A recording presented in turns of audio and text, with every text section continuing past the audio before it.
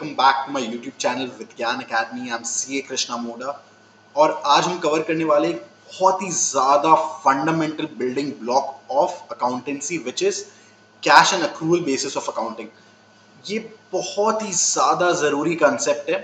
We have already touched upon this concept while we were starting introduction to accounting, लेकिन आज हम थोड़ा in depth इस concept को पढ़ेंगे विच is cash and accrual basis of accounting. हम जब accounting concepts and conventions cover कर रहे थे, हम इससे रिलेटेड 3 कंसेप्ट्स पढ़े थे। वो 3 कंसेप्ट्स क्या थे? एक था realisation concept which was revenue realisation concept, एक था हमारा मैचिंग कंसेप्ट और तीसरा था हमारा अक्रूवल कंसेप्ट। ये तीनों ही कंसेप्ट जो है इंटर रिलेटेड है। हम इसके बारे में जो है थोड़ा थोड़ा समझे भी थे।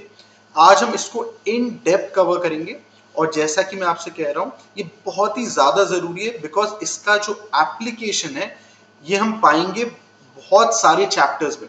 इनफैक्ट अकाउंटेंसी हम जब भी करते हैं, हम कहीं ना कहीं अक्रूवल कंसेप्ट अप्लाई करते हैं because that is what we follow. हम अक्रूवल बेसिस ऑफ अकाउंटिंग ही फॉलो करते हैं हमारे अकाउंटेंसी में। कैश बेसिस हम बोले थे बहुत ही सिंपल एक मेथड होता है जहां पे हमें जब कैश मिलता है, जब हम कैश खर्चा करते हैं, हम तभी उसकी अकाउंटिंग करते हैं। लेकिन हम बोले अक्रूवल बेसिस क्या है, थोड़ा सा कॉम्प्लिकेटेड जो है कंसेप्ट है और ये हम अपने अकाउंटेंसी में अप्लाई करते हैं because accountancy is a broader concept as compare to accounting. और हम क्योंकि अकाउंटिंग के प्रिंसिपल्स, अकाउंटिंग के कंसेप्ट्स पढ़ रहे हैं, हमारे लिए अक्रूवल कंसेप्ट जानना बहुत ही ज्यादा जरूरी है। चलिए फिर शुरू करते हैं आज का lecture which is on cash and accrual basis of account.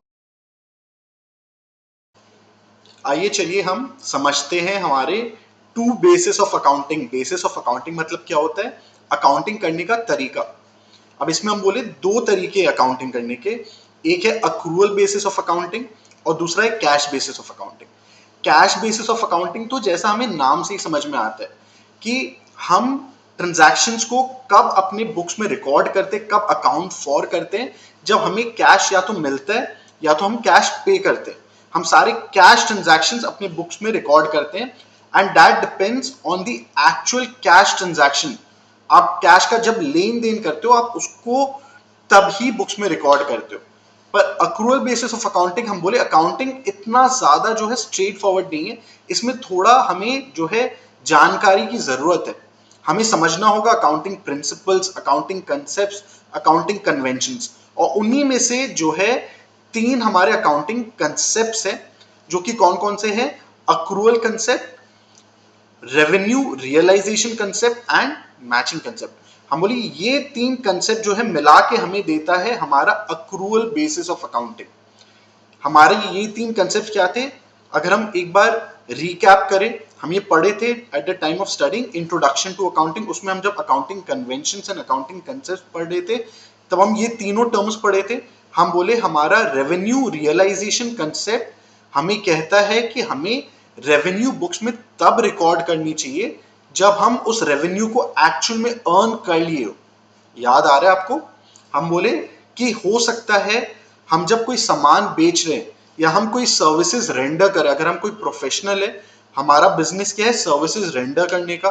तो जब हम वो सर्विस रेंडर कर देते हैं या जब हम कोई सामान बेच रहे हैं अपने कस्टमर को, हम वो सामान बेच चुके हैं। जनरली हम कब बोलते हैं वो सामान बेच चुके हैं? जब हम उस गुड्स का ओनरशिप हम ट्रांसफर कर दिए अपने कस्टमर को, तब हम बोलते हैं हमारे लिए वो सेल कंप्लीट हो गया है। हम तभी जाके उस रेवेन्यू को अपनी बुक्स में रिकॉर्ड करते हैं। हमें मतलब नहीं है हमें कैश कब मिल रहा है। हो सकता है हम जब वो ट्रांसफर कर दिए हैं गुड्स अपने कस्टमर को, मतलब हम सेल कंप्लीट कर दिए, हो सकता है हमें कैश तो 1 महीना 2 महीना या हो सकता है उससे भी बाद में मिले, पर हमारे लिए तो हमारा सेल कंप्लीट हो गया है कब? जब हम उस गुड्स को ट्रांसफर कर दिए हैं अपने कस्टमर को। तो अक्रूवल बेसिस ये फॉलो करते हैं, इसको हम बोलते हैं रेवेन्यू रियलाइजेशन। हमारे लिए रेवेन्यू कब रियलाइज हो रहा है? जब हम वो सेल कंप्लीट कर दिए। इससे रिलेटेड एक और कंसेप्ट हम पढ़े, मैचिंग कंसेप्ट। मैचिंग कंसेप्ट में हम बोले कि जब हम कोई सेल करते हैं तो सेल से रिलेटेड हम कुछ कुछ एक्सपेंस इंकर करते हैं, उस रेवेन्यू को कमाने के लिए हम कुछ एक्सपेंस हम इंकर करते हैं। तो अगर कोई भी रेवेन्यू कमाने के लिए अगर हम कोई एक्सपेंस इंकर कर रहे हैं तो हम उस एक्सपेंस को उस रेवेन्यू के साथ उसी सेम पीरियड में ही दिखाएंगे। हो सकता है इस मंथ हम कोई एक्सपेंस इंकर करें जिससे हम रेवेन्यू कमाएंगे नेक्स्ट मंथ। तो मैचिंग कंसेप्ट बोलता है आप अगर कोई रेवेन्यू कमाने में आप कुछ एक्सपेंस इंकर कर रहे हो तो आप उस एक्सपेंस को उस रेवेन्यू के साथ सेम पीरियड में दिखाइए। इसलिए हम बोलते हैं रेवेन्यू और एक्सपेंस हमारा मैच कर रहा है। तो अगर हम नेक्स्ट मंथ रेवेन्यू कमा रहे हैं तो उससे रिलेटेड एक्सपेंस भी हम नेक्स्ट मंथ रिकॉर्ड करेंगे बुक्स में एट द सेम टाइम। ठीक है। और अक्रूवल कंसेप्ट जो है हमारा ये कह रहा था कि हम कोई भी एक्सपेंस या कोई भी रेवेन्यू या इनकम हम बुक्स में तब रिकॉर्ड करेंगे जब हम उस एक्सपेंस को इंकर कर लिए हो या जब हम उस इनकम को कमा लिए हो। And it does not depend on when you are collecting the cash from your customer और when you are paying the cash to incur that expense. हो सकता है आप कैश जो है पहले पा रहे हो या बाद में पा रहे हो, वैसे ही आप हो सकता है एक्सपेंस पहले आप खर्चा पहले कर दियो लेकिन एक्सपेंस आप बाद में इंकर कर रहे हो। जैसे कि अगर आप एडवांस में कोई सैलरी पे कर रहे हो लेकिन अभी तक आपको वो सर्विस आपके एम्प्लॉय ने नहीं दी है तो ये आपके लिए एक सैलरी पेड इन एडवांस है, लेकिन आप बुक्स में तो सैलरी तब तक रिकॉर्ड नहीं करोगे एज एन एक्सपेंस जब तक आपके लिए वो एम्प्लॉय वो सर्विसेज आपको उस मंथ का आपको नहीं रेंडर कर दिया।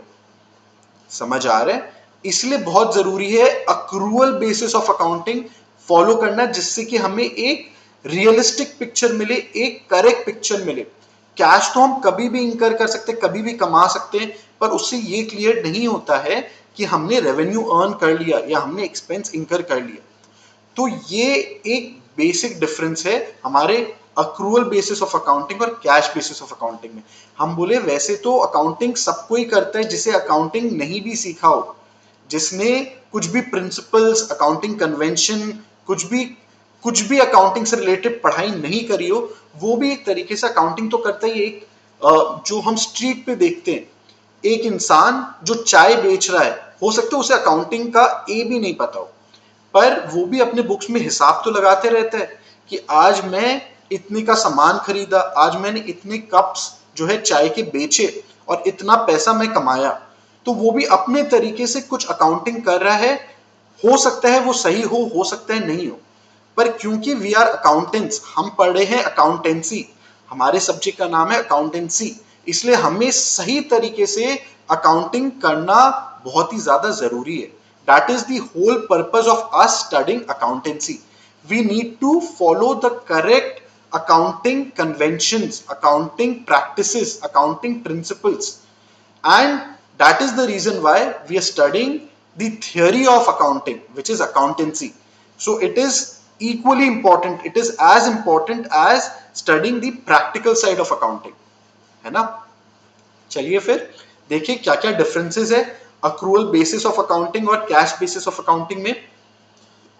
सो सबसे पहले अक्रूवल बेसिस ऑफ अकाउंटिंग में accrual accounting records revenue and expenses in the period when transactions actually occur, that is when income is earned and when expense is incurred.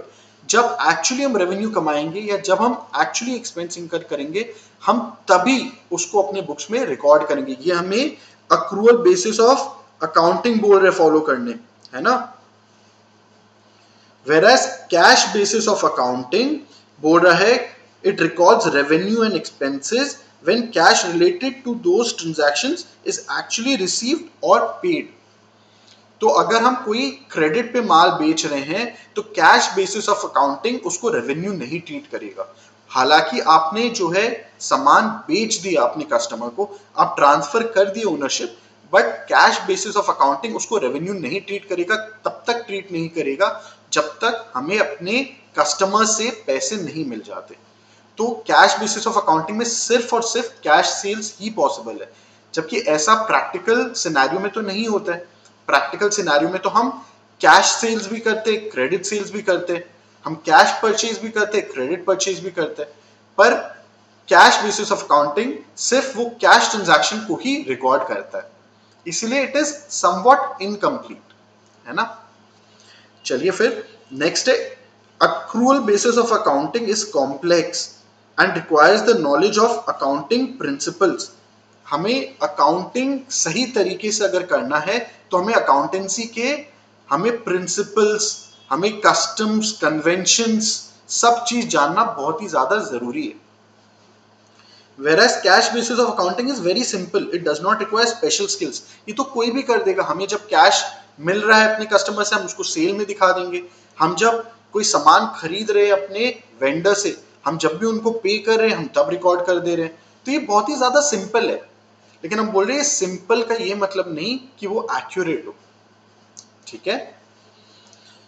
Accrual basis of accounting is more accurate obviously, क्योंकि हम सही तरीका follow करें इसमें, as it recognize the matching accrual and revenue realization concepts। ये तीन concepts हमारे तीन बहुत ही ज्यादा जरूरी concepts अकाउंटिंग के हम accrual basis of accounting में फॉलो कर रहे हैं, whereas in case of cash basis of accounting it is less accurate as it is prepared on the basis of cash inflows and outflows। जब cash हमारे business में आ रहा है या जा रहा है हम तभी उस ट्रांजैक्शन को रिकॉर्ड करें under cash basis of accounting, ठीक है।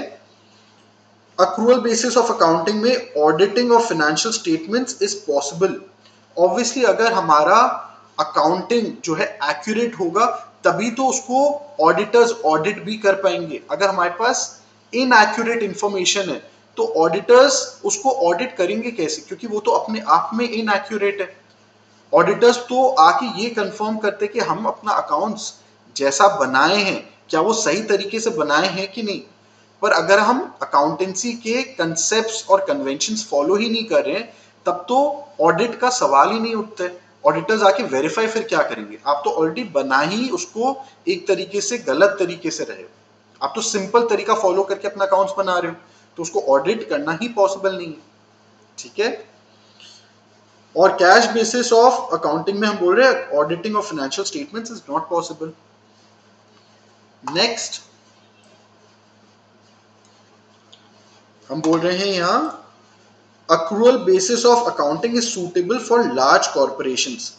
थोड़ा भी जो है अगर अकाउंटिंग मेथोडोलॉजी प्रॉपर तरीके से फॉलो करेंगे तो वो कौन फॉलो करेंगे, थोड़ा भी medium and large scale businesses he follow करेंगे। जो स्मॉल हमारे बिजनेसेस होते हैं, जो स्ट्रीट साइड बिजनेसेस होते हैं, उनको तो इतना सब कुछ फॉलो वो नहीं करेंगे, उनको इतनी जानकारी ही नहीं है, तो उनके लिए ऑब्वियसली अक्रूअल बेसिस वो सूटेबल नहीं है। उनको खाली ये पता लगाना है कि उनका जो है कैश कितना आया बिजनेस में और कितना कैश गया, उनके लिए तो ये दो का डिफरेंस ही प्रॉफिट हो जाता है, ठीक है। So cash basis of accounting is suitable for micro to small businesses, clear है। Next, accrual basis of accounting involves uncertainty associated with recording revenue before cash is received। तो अगर हम क्रेडिट सेल करते हैं तो हम तो जैसे ही हमारा सेल कंप्लीट कर लेते हैं हम अपना रेवेन्यू बुक्स में बुक कर लेते हैं, पर इसमें अनसर्टेनिटी है। क्या अनसर्टेनिटी है, हम रेवेन्यू बुक तो कर लिए पर क्या हमें वो कैश मिलेगा कि नहीं अपने कस्टमर से बाद में, वो अनसर्टेन एलिमेंट रहता है। ऐसा भी हम देखिए केसेस होते हैं जहाँ पे बाद में हमारे कस्टमर्स हमें पे नहीं कर पाते और हमें उस रेवेन्यू को फिर राइट ऑफ करना पड़ता है हमारी बुक्स में, हमारे डेटर्स को हम राइट ऑफ कर देते हैं और उसको हम क्या बोलते हैं, बैड डेट्स बोलते हैं। बैड डेट्स हमारे लिए एक्सपेंस होता है। तो ऑल्दो हम डेटर्स को बुक्स में दिखाते तो है पर जरूरी नहीं है वो डेटर्स रेवेन्यू में कन्वर्ट होंगे। So there is always an element of uncertainty involved in case of accrual basis of accounting. हम इसी अनसर्टेनिटी की यहाँ पे बात कर रहे हैं। Whereas cash basis of accounting में obviously there is no uncertainty, क्योंकि हम बुक में रेवेन्यू ही तब रियलाइज करें जब हमें कैश मिल गया ऑलरेडी। सो यहाँ पे एक ही फायदा है कि यहाँ पे कोई अनसर्टेनिटी एटलीस्ट नहीं है कि हमें रेवेन्यू हम रिकवर करेंगे अपने कस्टमर से कि नहीं करेंगे। So it avoids the uncertainty associated with recording the revenue but misrepresents the liability that arises from a prepayment। पर यहाँ पे हम बोल रहे हैं हम अपने लाइबिलिटीज को एक तरीके से मिस रिप्रेजेंट कर रहे हैं अगर कोई प्री पेमेंट होता है उस केस में। तो यहाँ पे हम किस लाइबिलिटी की बात करें, हम एक एग्जांपल लेते हैं। अगर हमारे कस्टमर्स लेट्स सपोज हमें कोई एडवांस पेमेंट कर रहे हैं, हमसे वो कोई माल खरीदना चाह रहे हैं और हम बोल रहे हैं हम माल आपको तभी देंगे अगर आप हमें कुछ एडवांस दोगे। अगर हमें कस्टमर से कुछ एडवांस मिल गया पर अभी तक हम उसको जो है सामान बेचे नहीं है, मतलब हम गुड्स की ओनरशिप अभी तक ट्रांसफर नहीं करें, तब वो हमारे लिए क्या हो रहा है, वो हमारे लिए लाइबिलिटी हो रहा है। जब तक हम सेल परफॉर्म नहीं कर रहे हम अपना रेवेन्यू बुक्स में नहीं दिखा सकते। और अगर हम उस सेल के अगेंस्ट कुछ एडवांस ले रहे हैं तो वो एडवांस तो हमारे लिए तब तक लाइबिलिटी रहेगा जब तक हम उस सेल को कंप्लीट नहीं कर दे रहे। तब तक तो वो कैश जो हम कस्टमर से ले रहे हैं वो कैश अभी तक हम एक्चुअल में तो डिजर्व नहीं करते क्योंकि हम अभी तक सामान बेचे ही नहीं है। तो वो एडवांस हमें, अगर हम बाद में बोलते हैं हम आपको वो सामान नहीं बेच पा रहे फॉर एनी रीजन, हमें वो कैश वापस करना पड़ेगा कस्टमर को। अभी तक वो कैश किसका है, वो तो कस्टमर का ही है, अभी तक हम उस कैश को कमाए नहीं है। So till the time we have actually earn that cash, वो हमारे लिए एक लाइबिलिटी रहेगा। वो अभी तक हम दिखाएंगे कि हमें कस्टमर को वो कैश वापस देना है। ठीक है, हम इस लाइबिलिटी की बात कर रहे हैं, क्लियर है। और कैश सेल में क्या होता है, कैश सेल में अगर हम कुछ एडवांस भी ले रहे हैं अगेंस्ट अ सेल, हमारे लिए वो हम रिकॉर्ड करेंगे बुक्स में as our revenue, as our sale. Although वो एक एडवांस ही है पर क्योंकि कैश आ गया हमारे लिए सेल कंप्लीट हो गया, हमें ज्यादा दिमाग लगाना ही नहीं है। कैश बेसिस ऑफ अकाउंटिंग इसलिए बहुत सिंपल है ना। चलिए फिर नेक्स्ट देखते हैं। Under the accrual basis the cost of fixed assets are spread as expense over the period during which the assets are used. हम अक्रूवल बेसिस ऑफ अकाउंटिंग में पढ़े कि अगर हम कोई भी फिक्स्ड एसेट खरीद रहे हैं बिजनेस में, फिक्स्ड एसेट क्या होता है, कोई ऐसा एसेट जिसको हम यूज करेंगे in order to earn a revenue over a period of time. हम कुछ ऐसा भारी कुछ भी एसेट खरीद रहे हैं जो हमें कई पीरियड पे it will help us to earn revenue for the business. तो हम क्या करते हैं, हम उसको उस एसेट को एज अ फिक्स्ड एसेट दिखाते हैं। फिक्स्ड एसेट मतलब इसका बेनिफिट जो है हम उठाएंगे over a period of time. हम सारा बेनिफिट एक पीरियड में नहीं उठा रहे हैं, हम over a period of time उस बेनिफिट को एंजॉय करेंगे। और हम बोले हम फिक्स्ड एसेट को फिर डेप्रिशिएट करते हैं over a period of time, over the useful life of that asset हम उसका एक्सपेंस को स्प्रेड करते हैं। हम 5 लाख की मशीनरी खरीदे, हम उस मशीनरी जो है उसका लाइफ लेट से 5 साल है, 5 साल ये मशीनरी हमें हेल्प करेगा क्या करने में, रेवेन्यू जनरेट करने में। तो हम बोल रहे हैं हम उस 5 लाख को लेट से 1 लाख करके 5 साल में उसका एक्सपेंस हम फिर डिस्ट्रीब्यूट कर रहे हैं, क्योंकि एक पोर्शन ऑफ दैट एक्सपेंस हम जो है इंकर करें to earn the revenue for this year. फिर वापस से एक portion of that fixed asset का एक्सपेंस हम इंकर कर रहे हैं to earn the revenue of the next year and so on and so forth. हम एक साथ में जो है 5 लाख जो हम स्पेंड किए हैं, हम पूरा का पूरा 5 लाख से सारा रेवेन्यू इसी साल जनरेट नहीं कर रहे। यहीं पे मैचिंग कंसेप्ट भी आ जाता है। मैचिंग कंसेप्ट में हम इसको over a period of time इस एक्सपेंस को डिस्ट्रीब्यूट करते हैं और जितना पोर्शन रेवेन्यू का इस एक्सपेंस से हम कमा पा रहे हैं उतना एक्सपेंस हम उस रेवेन्यू के साथ रिकॉर्ड करें उस पीरियड में। This is the beauty of accrual basis of accounting, whereas under the cash basis the cost of fixed assets are reduced from profits when cash is paid। हम 5 लाख की machinery खरीद रहे हैं, हम 5 लाख को एज एन एक्सपेंस हम उसी साल में पूरा का पूरा दिखा देंगे जिस साल में हम मशीनरी खरीद रहे हैं। उसमें ये कंसेप्ट ही नहीं है कि उसको हम डिस्ट्रीब्यूट करेंगे over a period of time. Clear है। इसीलिए ये एक तरीके से इनएक्यूरेट इंफॉर्मेशन दे रहा है हमें। Cash basis of accounting is not very accurate, it is simple but not accurate. ठीक है।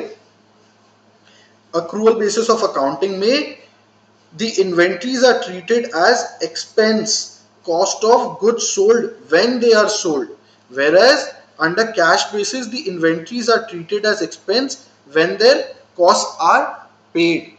तो हम क्या करते हैं, हम इन्वेंट्रीज जब हम कुछ गुड्स खरीद रहे हैं for the purpose of resale, तो हम इसमें उस गुड्स का जो परचेज अमाउंट है हम उसको अपने कॉस्ट ऑफ गुड्स सोल्ड में कब दिखाएंगे, जब हम इसको एक्चुअली सेल करेंगे। वरना क्या होगा, हमारे बैलेंस शीट में वो एज इन्वेंट्री पड़ा रहेगा। जब इस इन्वेंट्री को हम निकाल देंगे बिजनेस से, तब हम इसको अकाउंट फॉर करेंगे as cost of goods sold. लेकिन यहां पे हम बोल रहे हैं कैश बेसिस ऑफ अकाउंटिंग में हम इन्वेंट्रीज को एक्सपेंस की तरह ट्रीट करते हैं। कब ट्रीट करते हैं, when their costs are paid. जब भी हम कुछ भी सामान खरीदते हैं हम उसी समय उसी साल में हम उस गुड्स को दिखा देते हैं एज एन एक्सपेंस। पर हमारे लिए cost of goods sold under accrual system, उसमें हम फॉर्मूला यूज करते हैं। क्या फॉर्मूला यूज करते हैं, opening stock plus purchase minus closing stock. ये होता है हमारा formula for cost of goods sold. इसका मतलब हमारे पास जो गुड्स पड़ा हुआ था साल की स्टार्टिंग में, जो लास्ट हम बेच नहीं पाए थे, उसका स्टॉक, उसका जो वैल्यू है उस स्टॉक का, प्लस परचेज, जितना भी परचेज हम इस साल में किए, लेस इस साल के अंत में हमारे पास जितना भी गुड्स पड़ा है हमारे अकाउंट्स में, उसका वैल्यू हम निकालेंगे। इस फॉर्मूला से हमें मिलेगा कि इस साल हम कितने का सामान बेचे हैं, जो हम सामान बेचे उसका हम कॉस्ट कितना इंकर किए, that is our cost of goods sold. तो जरूरी नहीं है अगर हम इस साल कुछ सामान खरीद रहे for the purpose of resale, उसको हम दिखाएंगे as cost of goods sold. हम उसको as cost of goods sold तभी दिखाएंगे जिस साल हम उस गुड्स को एक्चुअल में बेच रहे हैं। यहां पे वापस से मैचिंग कंसेप्ट हमारा अप्लाई हो जा रहा है। सो अक्रूवल बेसिस ऑफ अकाउंटिंग में ये तीन कंसेप्ट हमारे लिए बहुत ही ज्यादा जरूरी है। कौन से तीन कंसेप्ट, अक्रूवल कंसेप्ट तो नाम से ही पता चल रहा है, अक्रूवल बेसिस में अक्रूवल कंसेप्ट अप्लाई होगा। और कौन से दो जरूरी कंसेप्ट अप्लाई हो रहे हैं, revenue realisation and matching concept.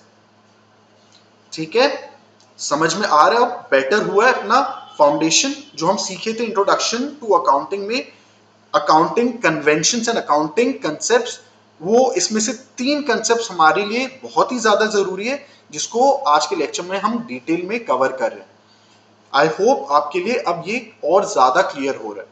हम सम्स भी देखेंगे इसके बाद, उससे आपको और क्लैरिटी मिलेगी। बट अभी के लिए आप जो थ्योरी पढ़े हो, आई होप आपके लिए सब कुछ एकदम से क्लियर है। ठीक है, let us now look at the various advantages and limitations of both the basis of accounting, which is accrual basis of accounting and cash basis of accounting. So first let us look at the advantages and limitations of accrual basis of accounting. What are the advantages? Accrual basis of accounting complies with the accounting principles and recognizes the matching concept, realization concept and accrual concept. ये हम difference में भी पढ़े थे कि accrual basis of accounting proper accounting conventions and accounting principles को follow करता है। तो यहाँ पे हम देख रहे हैं वापस से matching concept, realization concept and accrual concept को follow करते हुए ही हम accrual basis of accounting बना सकते हैं। Accrual basis of accounting provides a realistic representation of the financial performance and position of the business. जो हम प्रॉफिट एंड लॉस स्टेटमेंट अपना बनाएंगे, जो हम अपना बैलेंस शीट बनाएंगे following the accrual basis of accounting, वो आपको accurate information देगा। It will give you a more realistic picture. एक और एडवांटेज क्या है, financial statements prepared on the accrual basis of accounting are seen as more reliable.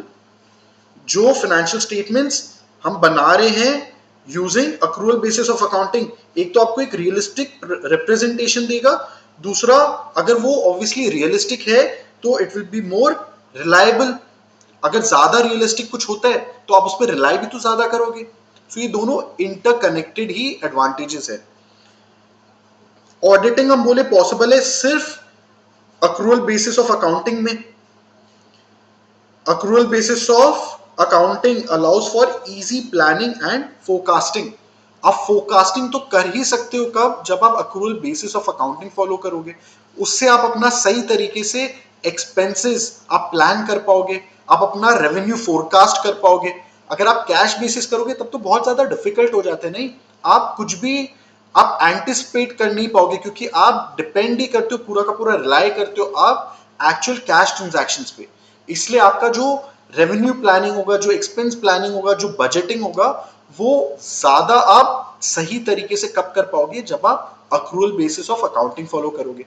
सो ये हमारे पास advantages है कि आपके पास ज्यादा रियलिस्टिक पिक्चर है, ज्यादा रिलायबल है, आप ऑडिट कर पा रहे हो, आप उससे जो है आप प्लानिंग एंड फोरकास्टिंग कर पा रहे हो, आप क्या कर पा रहे हो, आप अकाउंटिंग प्रिंसिपल्स फॉलो कर रहे हो, तो ऑब्वियसली आपको जो रिजल्ट्स मिलेंगे वो एकदम एक्यूरेट मिलेंगे। लेकिन लिमिटेशंस ऑब्वियसली क्या है कि अब ये ज्यादा कॉम्प्लेक्स है, क्योंकि अगर आपको प्रिंसिपल्स जो है समझना पड़ेगा तो ऑब्वियसली ये ज्यादा कॉम्प्लेक्स है, it is more time consuming, क्योंकि आप सिर्फ कैश ट्रांजैक्शंस पे रिलाई नहीं कर रहे हो, आप उसमें बहुत कुछ देख रहे हो कि आपका कब एक्सपेंस कहाँ हुआ, क्यों हुआ, कौन से पीरियड से रिलेट हो रहे हैं, आप रेवेन्यू कमाए हो कि नहीं कमाए हो, आपको वापस से जाके रेवेन्यू रियलाइजेशन देखना होगा। तो इसमें बहुत कुछ जो है कॉम्प्लेक्स हो जा रहा है, बहुत टाइम कंज्यूमिंग हो जा रहा है, एंड ऑब्वियसली अगर ये कॉम्प्लेक्स है तो it will require skilled resource. इसमें एक और लिमिटेशन क्या है, हम बोले थे जब हम पढ़ रहे थे दोनों के बीच में डिफरेंसेस, कि अक्रूवल बेसिस ऑफ अकाउंटिंग थोड़ा सा इनएक्यूरेट जो है पिक्चर देता है, कब, जब हम रेवेन्यू को रियलाइज कर लेते हैं without cash actually being received.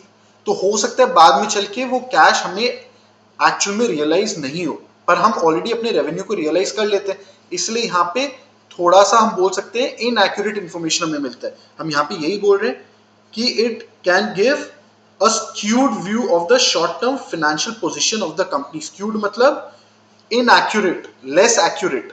तो ये हमें थोड़ा सा जो रेवेन्यू जो हमारा दिखा रहा है, हो सकता है वो 100% एक्यूरेट नहीं दिखा रहा। This is again one of the disadvantages of accrual basis of accounting. चलिए अब देखते हैं कैश बेसिस ऑफ अकाउंटिंग में हमारे पास क्या एडवांटेजेस और लिमिटेशंस है। एडवांटेजेस में obviously it is simple to maintain, इसमें बहुत ज्यादा आपको स्किल सेट नहीं चाहिए। Requirement of skills for managing cash transactions is less, simple है तो स्किल्स भी लेस लग रहा है, इसीलिए सिंपल है। Number of entries to be recorded are less, ये हम क्यों बोल रहे हैं, क्योंकि हम खाली कैश ट्रांजैक्शंस ही रिकॉर्ड करें एक तरीके से, हम उसमें जो है अपना अक्रूवल कंसेप्ट नहीं लगा रहे। तो हम ये नहीं देख रहे कि ऐसा कौन सा इनकम है जो हम कमा लिए हैं पर अभी तक हम कैश रिसीव नहीं किया, हमें तो उसको भी एज रेवेन्यू रियलाइज करना होगा। ऐसा कौन सा एक्सपेंस है जो हम इनकर तो कर लिए पर हम पे नहीं किए, तो उसको एज आउटस्टैंडिंग एक्सपेंस भी हमें रिकॉर्ड करना पड़ता है। तो हमारे पास बहुत सारे आउटस्टैंडिंग, प्रीपेड, ये इस टाइप के इनकम और एक्सपेंसेस जनरेट होते हैं कहाँ, under accrual basis of accounting. लेकिन ये सब कैश बेसिस ऑफ अकाउंटिंग में नहीं है, इसलिए हम ये सब झंझटों से बच जाते हैं कैश बेसिस ऑफ अकाउंटिंग में। हम यहाँ पे यही बोल रहे हैं। फिर एक और एडवांटेज क्या है, it provides a clear view of the amount of cash possessed by the business. Obviously अगर हम खाली cash inflow and outflow he record कर रहे हैं तो कैश का पिक्चर हमें बहुत ज्यादा एक्यूरेट कहां मिल रहा है, under cash basis of accounting. इसमें लिमिटेशंस क्या क्या है, it obviously does not provide the most accurate picture of income and expenses.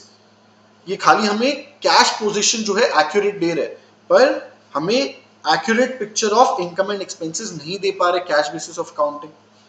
It does not provide a true and fair representation of the financial position. Obviously जो balance sheet बनेगा वो accurate नहीं होगा, क्योंकि उसमें हम आउटस्टैंडिंग लाइबिलिटीज जो हमारे खड़े हुए आउटस्टैंडिंग एक्सपेंस वगैरह जो वेरियस टाइप ऑफ लाइबिलिटीज है, वो हमें एक्यूरेट इंफॉर्मेशन नहीं दे रहे इन सब चीजों का।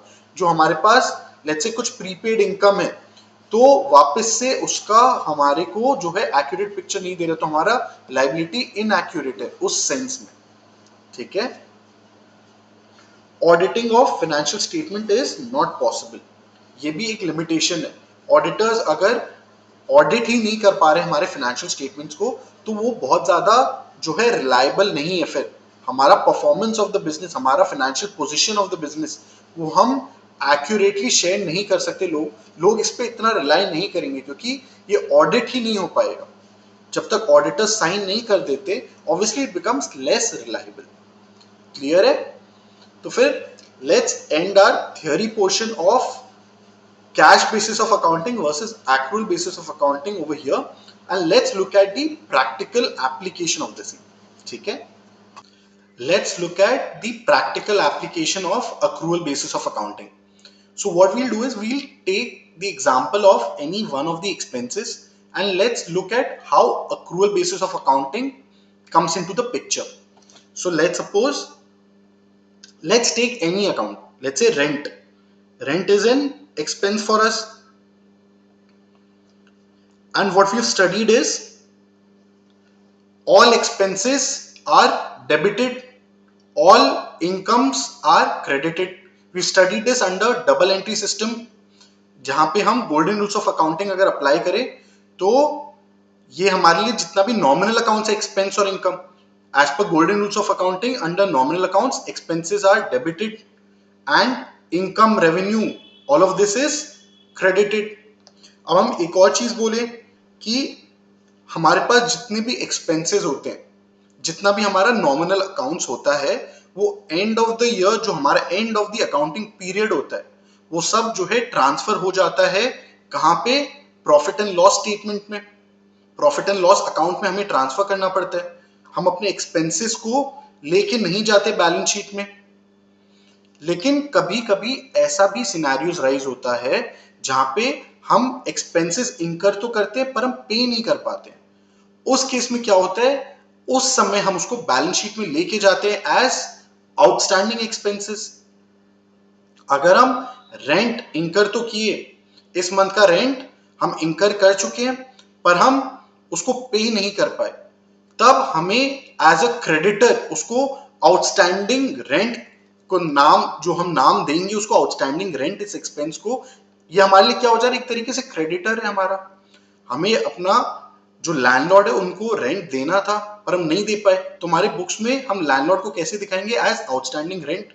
उस केस में हमारे पास बैलेंस शीट में ये आ जाएगा एज अ लायबिलिटी.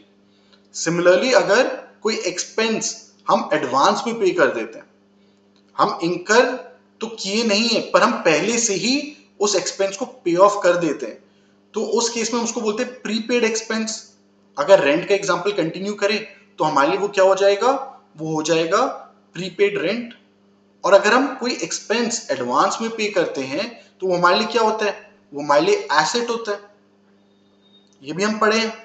क्यों? क्योंकि हम वो बेनिफिट जो है फ्यूचर में एंजॉय करेंगे. हम आज ही पेमेंट कर दिए किस चीज का? उस एक्सपेंस का जो हम अभी तक इंकर किए नहीं है, हम उसका बेनिफिट फ्यूचर में एंजॉय करेंगे.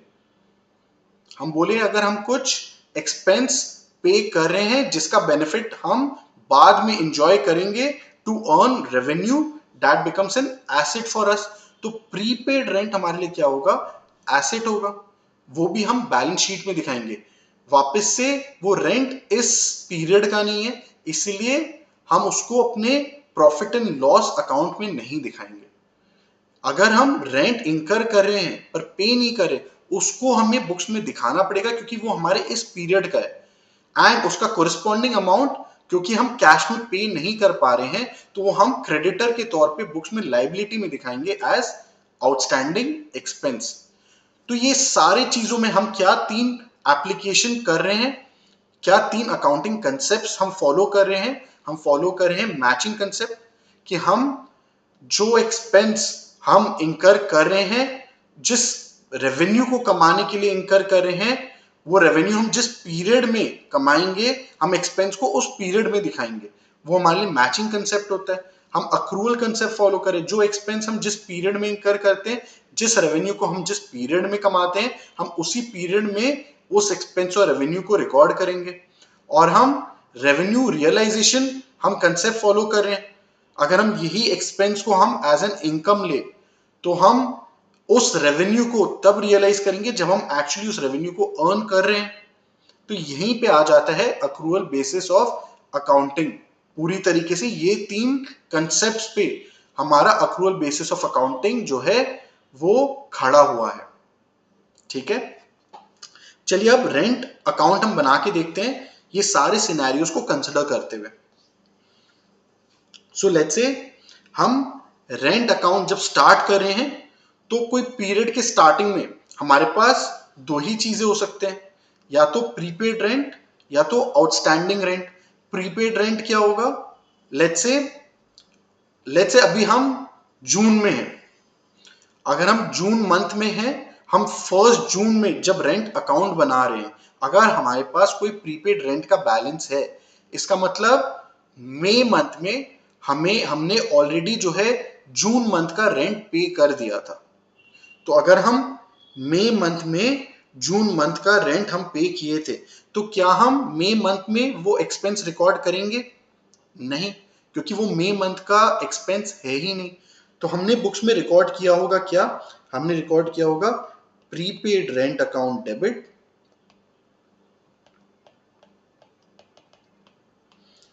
To cash account. हमने एडवांस में कैश पे कर दिया, किस चीज के लिए? जून मंथ का रेंट के लिए। और कौन से मंथ में पे किया? मई मंथ में। तो अब ये जो प्रीपेड रेंट हमारे पास मई मंथ में आ रहा है, ये हमारे लिए एसेट हो जा रहा है, क्योंकि एक्सपेंस तो नहीं है, ये हम अगले मंथ का एक्सपेंस अभी एडवांस में पे कर रहे हैं। सो this is an asset for अस।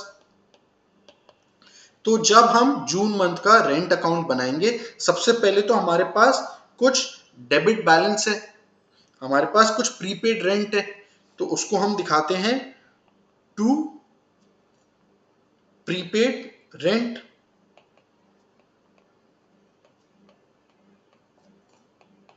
यहां पे अमाउंट आ जाएगा। क्यों? क्योंकि अभी ये मई मंथ में हम ये ट्रांजैक्शन रिकॉर्ड किए, और ये रेंट कब का था? ये जून का रेंट था। तो जून मंथ में जब हम एक्चुअली हमारा रेंट का समय आ गया है, लेट्स से हम कुछ 10,000 का रेंट था, हमने 1,000 का एडवांस दे रखा है अगले महीने का, तो ये 1,000 एक्चुअली ये तो जून का है। तो जून मंथ में जब हम रेंट रिकॉर्ड करेंगे, रेंट अकाउंट डेबिट, तो ये 1,000 हम प्रीपेड रेंट का रिवर्स कर देंगे, क्योंकि ये रेंट अब हमारे लिए जून मंथ में हम इंकर एक्चुअल में करेंगे। तो ये 1,000 यहां आ गया, और इसके अलावा लेट्स से हमने बाकी 9,000 जून मंथ का जो रेंट है और 9,000 बच रहा है, वो हम जून में ही पे किए। तो रेंट अकाउंट डेबिट फिर से टू कैश अकाउंट, ये 9,000 है। तो टोटल में हमारे पास rent expense for the month of June कितना हो रहा है? 10,000।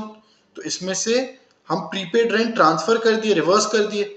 हम किए प्रीपेड रेंट को rent to prepaid rent, reverse करें प्रीपेड रेंट, हम कैंसिल ऑफ कर दिए, और हमारा एक्चुअल एक्सपेंस जून में आ रहा है। तो ये हम 1,000, हमारे एग्जाम्पल के हिसाब से 1,000 यहां आ जा रहे हैं, और हम बोल रहे हैं टू कैश या टू बैंक, जितना अमाउंट हम इस महीने पे किए वो भी यहां आ जा रहे हैं। जैसे ये 1,000 हम ट्रांसफर किए, 9,000 आ जा रहा है लेट्स सपोज। इसके अलावा और क्या आएगा हमारे रेंट अकाउंट में? और आएगा, अगर हम और कुछ भी नहीं किए होते जून मंथ में, तो हम बोले एंड ऑफ द मंथ हम क्या करेंगे, ये जितना भी हमारा टोटल होता, हम इसको प्रॉफिट एंड लॉस अकाउंट में ट्रांसफर कर देते by profit and loss account. यहां पे हम सिर्फ उतना ही portion of our expense transfer करते जो हम इस मंथ में एक्चुअली इंकर किए, खाली वो पोर्शन हम प्रॉफिट एंड लॉस अकाउंट में ट्रांसफर करते हैं। आइडियली हम जितना एक्सपेंस इंकर करते हैं, अगर उसमें कुछ भी प्रीपेड या आउटस्टैंडिंग नहीं होता है, वो पूरा का पूरा प्रॉफिट एंड लॉस अकाउंट में चला जाता है। पर ऐसा भी हो सकता है कि हम 1,000 रुपया तो एडवांस दे दिए थे मई में जून मंथ के लिए, वो हम जून मंथ में ट्रांसफर करके रेंट अकाउंट में ले आ रहे हैं, और लेट्स से हमें 9,000 और पे करना था जून मंथ में, पर हम 9,000 की जगह 8,000 ही पे कर पाए। तो हमारा नेट 1,000 रुपया और रह जाता है जून मंथ का, जो हम पे नहीं कर पाए जून मंथ में। तो वो क्या होगा? उसके लिए हमारे को क्या दिखाना होगा? Rent account debit to outstanding rent account. जितना भी हम जून मंथ का रेंट हम पे नहीं कर पाए जून मंथ में, तो कैश आउटफ्लो की जगह क्या होगा? हम क्रेडिटर खड़ा कर रहे हैं। किस नाम से? आउटस्टैंडिंग रेंट के नाम से।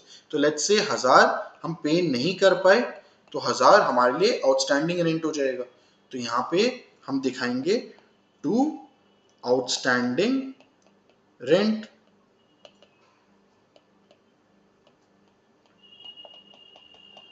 ये सारे पॉसिबिलिटीज हो सकते हैं हमारे पास, है ना।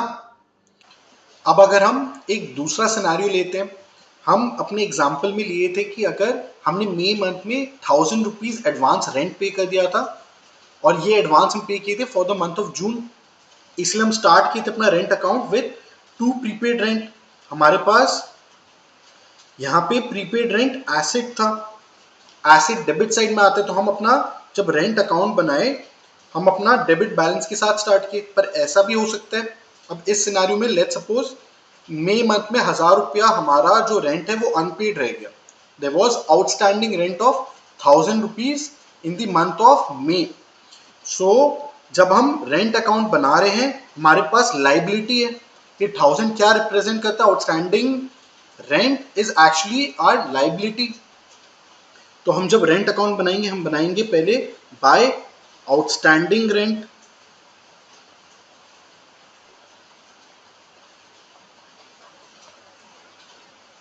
और हम बोल रहे हैं अब लेट्स से इस मंथ में हम अपना आउटस्टैंडिंग रेंट क्लियर कर दे रहे हैं, हम पे कर दे रहे हैं। तो हम उस समय क्या रिकॉर्ड करते हैं? हम बोलते हैं outstanding rent account debit to cash.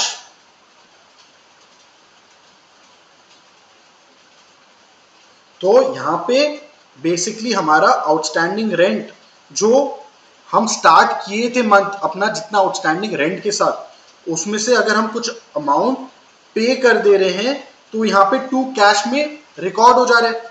ये जो टू कैश टू बैंक है ये हमारा रिप्रेजेंट कर रहा है हम कितना कैश जो है पे कर दिए towards rent. Now this cash may represent any prepaid rent, any outstanding rent of previous month or any rent expense of the current month. So यहाँ पे कैश जो है हमारा ये सिर्फ ये बता रहा है कि रेंट एक्सपेंस पे हम कितना कैश जो है पे किए। हो सकता है वो पिछले मंथ का रेंट के लिए हो, इस मंथ का रेंट के लिए हो, या फ्यूचर रेंट के लिए हो। सो यहाँ पे ये हमारा क्लियर हो जाता है। और अगर फिर भी कुछ इस मंथ का रेंट रह जाता है तो वो टू आउटस्टैंडिंग रेंट में हम कैप्चर कर लेते हैं। क्लियर है। और अगर हम जून मंथ में कोई एडवांस रेंट पे कर रहे हैं for future months, let's say जुलाई का, तो इसका मतलब हमारे पास वापस से जून मंथ में भी एक एसेट खड़ा हो रहा है, वापस से प्रीपेड रेंट का एक बैलेंस खड़ा हो रहा है हमारे पास in the month of June. और अगर हम जो है अपना एसेट अकाउंट बनाते हैं तो हम अपना क्लोजिंग बैलेंस को क्रेडिट साइड में दिखाते हैं। तो यहां पे हम दिखा देते हैं बाय प्रीपेड रेंट अकाउंट और यहां पे अमाउंट, जिससे कि जब नेक्स्ट मंथ वापस से हम रेंट अकाउंट अगर बनाएंगे तो ये बैलेंस से हम डेबिट साइड में स्टार्ट करेंगे। क्लियर है। तो ये जो हम रेंट अकाउंट बना रहे हैं हम एक तरीके से इसको एक कंबाइंड अकाउंट की तरह समझ रहे हैं। ये आप बहुत ही ध्यान से ये कंसेप्ट समझिए, बिकॉज इससे आपको जो है कोई भी सम करने में फ्यूचर में बहुत ही ज्यादा आसानी रहेगी। हम यहाँ पे एक कंसोलिडेटेड रेंट अकाउंट बना दे रहे हैं,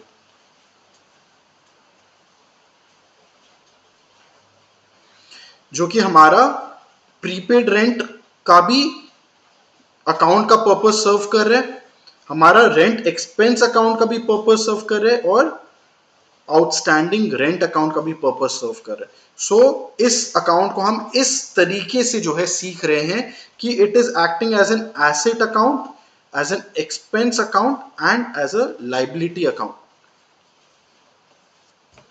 इसी के थ्रू जो है हम अपना अक्रूअल बेसिस ऑफ अकाउंटिंग का जो है पूरा का पूरा कंसेप्ट यहां पे कवर कर ले रहे हैं।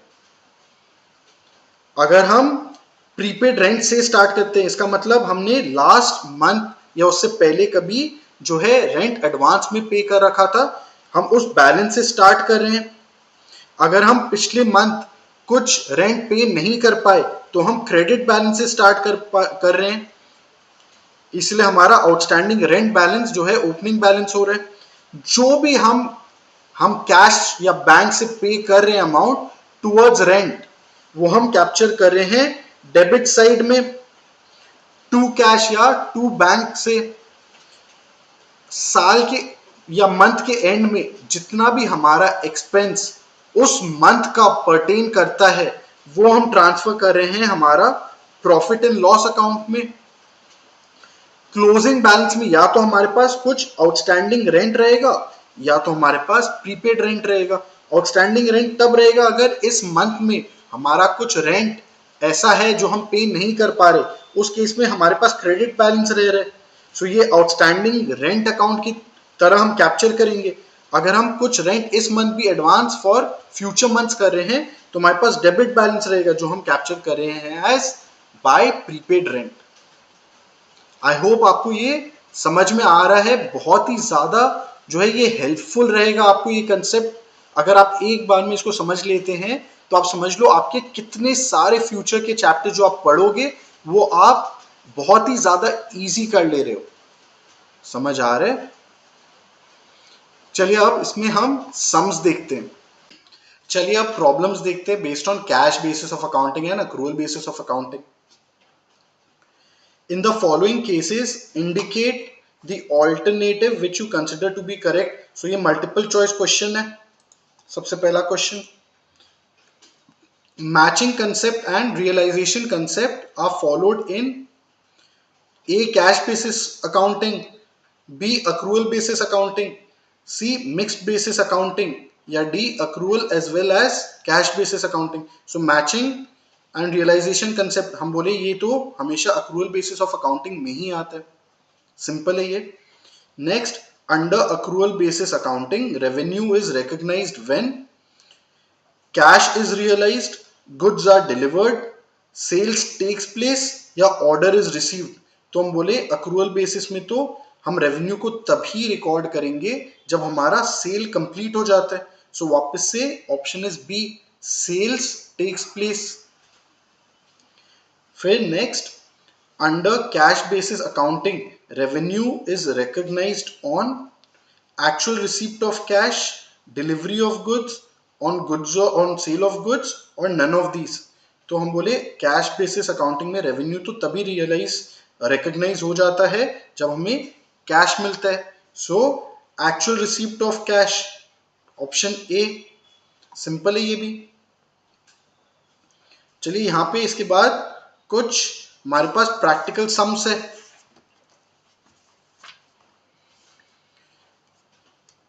यहां पे बोल रहे हैं on 1st April the amount of outstanding salaries and wages is ₹420। यहां बोले ओपनिंग बैलेंस हमें दिया हुआ है, किसका दिया हुआ है? हमें आउटस्टैंडिंग सैलरीज का दिया हुआ है। मतलब मार्च मंथ में पिछले साल कुछ हमारे पास सैलरीज आउटस्टैंडिंग रह गए थे, उसका हमें ओपनिंग बैलेंस दिया हुआ है 420। While on 30th April the outstanding amount is 670। तो बोल रहा है कि अप्रैल के एंड में भी कुछ सैलरी आउटस्टैंडिंग रह जा रहा है। स्टार्ट भी आउटस्टैंडिंग से था कुछ बैलेंस और हमारे एंड में भी कुछ आउटस्टैंडिंग बैलेंस है। Salaries and wages expense for the month of April is 1980। तो हमें इस मंथ का जो है सैलरी एक्सपेंस का अमाउंट भी दिया हुआ है और हम बोले जो इस मंथ का एक्सपेंस का अमाउंट होगा वो हम प्रॉफिट एंड लॉस अकाउंट में ट्रांसफर कर देते हैं। सो हमें बोल रहे हैं amount of cash paid for salaries and wages in April is, हमें 4 ऑप्शन दिया हुआ है। तो जल्दी से हम रफ में अपना अकाउंट बना लेते हैं। हम अपना कंसोलिडेटेड सैलरी अकाउंट बना लेते हैं। तो यहां पे हम बोल रहे हैं हमारे पास ओपनिंग बैलेंस 420 दिया हुआ है क्योंकि ये हमारे पास लाइबिलिटी है। पिछले मंथ का अगर आउटस्टैंडिंग सैलरी है मतलब हमारे पास ये ओपनिंग बैलेंस लाइबिलिटी का है 420। फिर हम बोल रहे हैं हमारे पास क्लोजिंग बैलेंस में भी लाइबिलिटी है, सो 670। फिर हम बोल रहे हैं salary and wages expense for the month is 1980। तो 1980 क्या हो रहा है? हम ट्रांसफर कर रहे हैं कहां पे? प्रॉफिट एंड लॉस अकाउंट में। एंट्री क्या होगा, profit and loss account debit to salary and wages account, क्योंकि हम मंथ के एंड में जितना भी हमारा एक्सपेंस हम प्रॉफिट एंड लॉस में ट्रांसफर कर दे रहे हैं, so profit and loss account debit हो जा रहे हैं। और हमारे लिए एक्सपेंसेस क्या है, एक्चुअली तो एक्सपेंसेस डेबिट बैलेंस होता है, पर अब हम इसको ट्रांसफर कर रहे हैं तो profit and loss account debit कर दे रहे हैं और अपने एक्सपेंस अकाउंट को क्रेडिट कर रहे हैं, तो ये 1980 है। तो यहाँ पे बैलेंस क्या बच रहा है, बैलेंस हमारे पास यही है कैश, क्योंकि जब हम कैश पे करते हैं एक्सपेंस के लिए हमारे पास एंट्री क्या होता है, expense account debit to cash account. तो यहाँ पे टू कैश हमारे को यही ढूंढ के बताना है क्वेश्चन में, तो बहुत सिंपल है, 420 प्लस 1980 माइनस 670, तो हमारे पास 1730 आ रहा है, ये 1730 निकल के आ रहा है। ये कौन सा ऑप्शन है, ऑप्शन सी।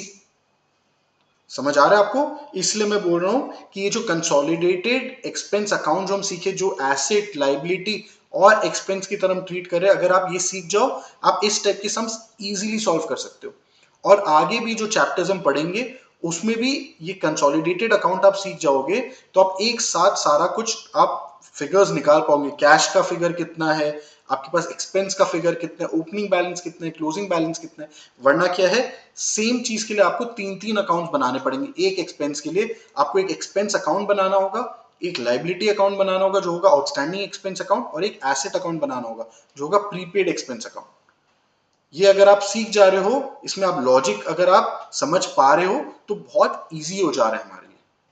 ठीक है, नेक्स्ट देखिए, during the month of July purchases of stationery amount to 360, stock of stationery in hand on 1st July is 520 and on 31st July is 540.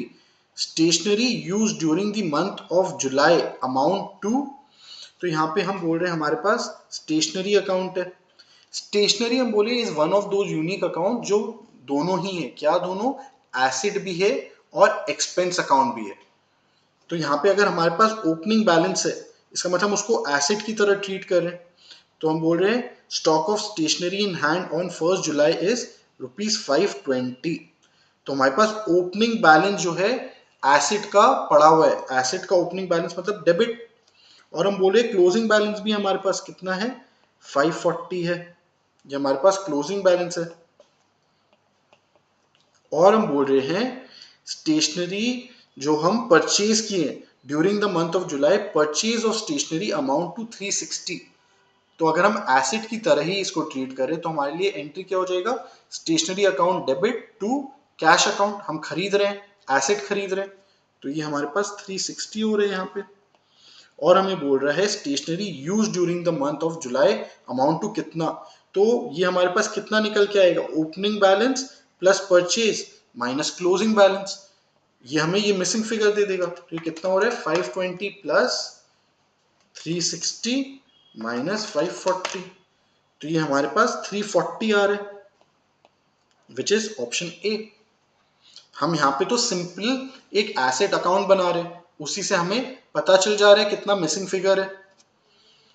ठीक है, नेक्स्ट देखें, during the month of May cash sales amount to 2480 and collection from debtors amount to 5960। तो बोले cash sales हमारे मई month का 2480 है और debtors से हम कलेक्ट किए कैश 5960 का। Trade debtors of 1st May amount to 6240 and 30th May 6570। Total sales revenue for the month of May is, तो यहाँ पे टोटल सेल्स रेवेन्यू हमें ढूंढने बोल रहा है। टोटल सेल्स रेवेन्यू का क्या मतलब होगा, credit sales plus cash sales. Cash sales हमें सम में ऑलरेडी दिया हुआ है, तो हमें क्या ढूंढना है, बेसिकली क्रेडिट सेल्स ढूंढना है। अगर क्रेडिट सेल्स मिल जाएगा तो credit sales plus cash sales हमारे लिए टोटल सेल्स हो जाएगा। ठीक है, तो बेसिकली हम क्रेडिट सेल्स ढूंढते हैं, हमें डेटर से रिलेटेड इंफॉर्मेशन दिया हुआ है यहाँ पे। ये हम डेटर्स अकाउंट अगर बनाए तो हमारे को ओपनिंग बैलेंस ऑफ डेटर्स दिया हुआ है 6240, और हमें क्लोजिंग बैलेंस ऑफ डेटर्स दिया हुआ है 6570, और हमें दिया हुआ है डेटर्स से हमें कितना पैसा मिल गया। अगर हमें डेटर्स से कैश मिल रहा है मतलब हमारा डेटर्स का अकाउंट कम हो रहा एसेट्स कम हो रहे हैं हमारे, तो यहाँ पे 5960 कैश हमें मिल गया। तो हमारे पास यहाँ पे क्या बच रहा है, हमारे पास क्रेडिट सेल्स बढ़े, क्योंकि क्रेडिट सेल्स जितना होता है उतना डेटर्स बैलेंस बढ़ता है और हमें क्रेडिट सेल्स ही ढूंढना है। तो हम देखते कितना हो रहा है, ये 5960 प्लस 6570 माइनस 6240 6290। तो हमें पता चल गया हमारा क्रेडिट सेल्स है 6290 का, और हमें बोल रहा है, लेकिन यहाँ पे 6290 भी ऑप्शन है but this is not the right option. हमें बोल रहे हैं टोटल सेल्स हमें बताना है। So total sales is credit sales plus cash sales, और 6290 हमारे पास सिर्फ क्रेडिट सेल्स है। सो 6290 प्लस 2480, तो हमारे पास आ रहा है कितना, 8770। So answer is option B 8770। तो इंटरेस्टिंग है, मजा आ रहा है, मुझे तो बहुत इंटरेस्टिंग लगता है ये सम्स, एंड आई होप आपको भी लग रहा है। अगर आपको समझ आ गया तो डेफिनेटली आपको भी ये काफी इंटरेस्टिंग लग रहा होगा। चलिए नेक्स्ट देखते हैं। प्रीपेड इंश्योरेंस इज ₹210 ऑन 1 सितंबर। तो इंश्योरेंस क्या है, इंश्योरेंस भी एक एक्सपेंस है। तो हमें बोल रहे हैं प्रीपेड एक्सपेंस बैलेंस दिया हुआ है मंथ के स्टार्टिंग में, मतलब हमने पिछले मंथ में कुछ एक्सपेंस प्रीपे कर रखा है, एंड ₹480 ऑन 30 सितंबर, और इस मंथ के एंड में भी कुछ प्रीपेड हमारे पास अमाउंट है। इसका मतलब इस मंथ में भी हमने फ्यूचर मंथ्स का कुछ एडवांस पे कर रखा है। Insurance expense for the month of September is 360, और हमें इस मंथ का भी जो है एक्सपेंस अमाउंट दे रखा है। तो ये बेसिकली क्या है, ये हमारा P&L अमाउंट है, P&L में ट्रांसफर होगा इतना amount. So cash paid for insurance is हमें बताना है। तो ये हम अगर इंश्योरेंस अकाउंट अपना रफ में बना ले, हमारे पास प्रीपेड इंश्योरेंस बैलेंस स्टार्टिंग में है तो 210, ये हमारे पास एसेट अकाउंट का बैलेंस है तो डेबिट बैलेंस है 210, और हम बोल रहे हमारे एंड में भी एक प्रीपेड अमाउंट है, मतलब हमारे पास जो है क्लोजिंग बैलेंस भी एक एसेट का अमाउंट है, तो क्रेडिट साइड में 480 दिखा दे रहे, और हम बोल रहे हैं इस मंथ में हम कितना एक्सपेंस इंकर किए, हम 360 जो है हमारा एक्चुअल एक्सपेंस है इस मंथ का। सो बेसिकली वापस से profit and loss account debit to insurance expense account, और यहाँ पे इसलिए टू इंश्योरेंस अकाउंट में हम क्रेडिट कर दे रहे हैं, ये हो जाएगा बाय P&L अकाउंट। तो बैलेंसिंग हमारे पास कितना फिगर बच रहा है, 480 प्लस 360 माइनस 210, सो ये 630 निकल के आ रहे हैं यहाँ पे। 630 इज ऑप्शन डी। ये 630 क्या है, बेसिकली कैश टू कैश, मतलब insurance expense account debit to cash, यही हमारा मिसिंग फिगर है 630। आपका भी 630 आ रहा है, आई होप आप अपने एंड पे आप खुद से भी कर रहे हो 630। अगर कुछ भी डाउट है प्लीज आप मुझे बताइए, जिससे हम वापस से एक बार समझे कि वो डाउट कहां पे आ रहा है। ठीक है, नेक्स्ट देखें। On 1 June rent is prepaid ₹210, while on 30th June rent is outstanding ₹340. Rent paid during the month of June is ₹930.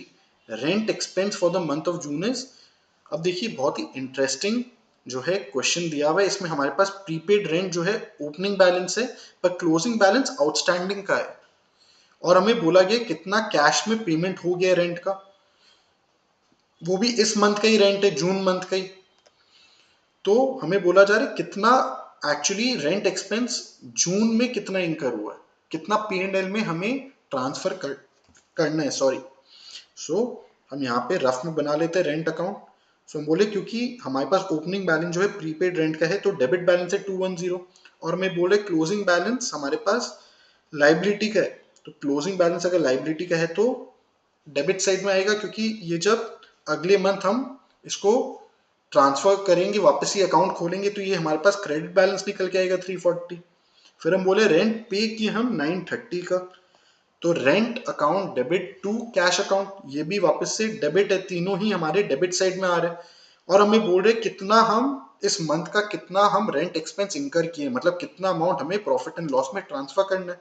तो बेसिकली जो भी फिगर आएगा हमारे क्रेडिट साइड में दैट इज आवर P&L अकाउंट, P&L अमाउंट 210 प्लस 930 प्लस 340, तो ये आ रहा है 1480। So answer is 1480, option C. ठीक है, क्लियर है। यहां पे देखो आप ध्यान से, प्रीपेड बैलेंस था ओपनिंग, इसलिए हम डेबिट साइड से शुरू किए, लेकिन क्लोजिंग बैलेंस आउटस्टैंडिंग है इसलिए वो भी यहाँ पे डेबिट साइड में आ रहा है।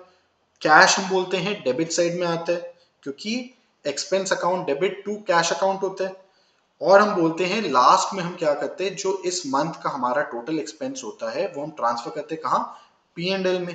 तो हम बोलते हैं P and L account debit to expense account, क्योंकि वो टू एक्सपेंस है, मतलब हमारे क्रेडिट साइड में आ रहा है as by profit and loss account. Clear है बिल्कुल। चलिए लास्ट क्वेश्चन एमसीक्यू का। Trade creditors on 1 April is 1300। हमारे को ओपनिंग बैलेंस दिया हुआ क्रेडिटर्स का 1300 and on 30th April is 820, और क्लोजिंग बैलेंस भी दिया हुआ क्रेडिटर्स का।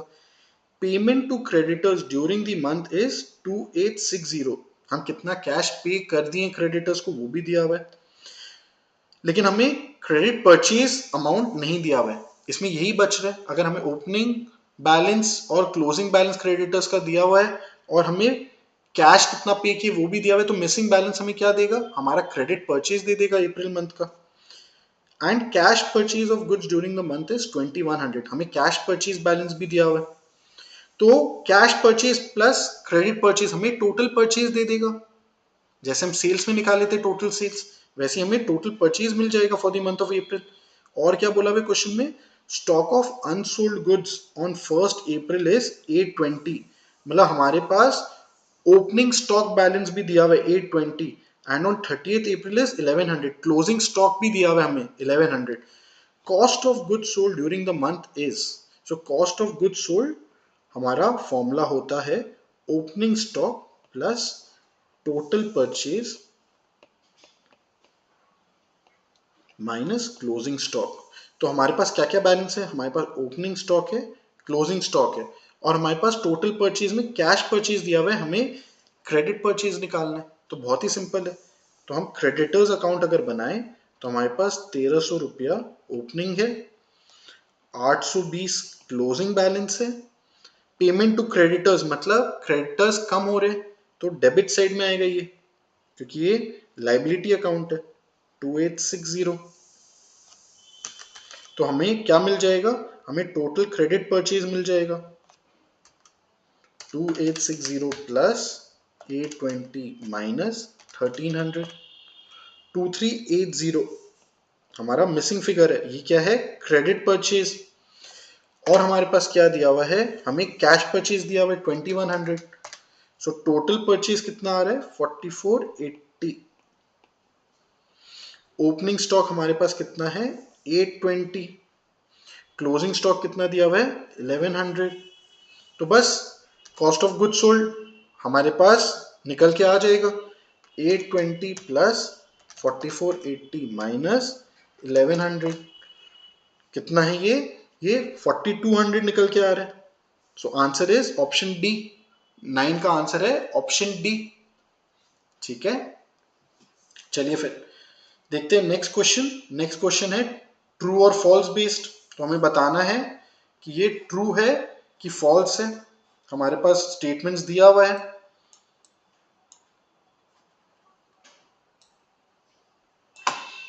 चलिए देखते हैं। सबसे पहले A, accrual concept implies accounting on cash basis. ये तो पूरा उल्टा ही बोल रहे, तो false. B, under accrual basis of accounting, revenue is recognized in the period in which the product is sold or service is rendered. That is the definition of accrual basis of accounting. So this is true. फिर number C, under cash basis of accounting, revenue is recognized in the period in which cash is actually received without regard to the period to which it relates. True.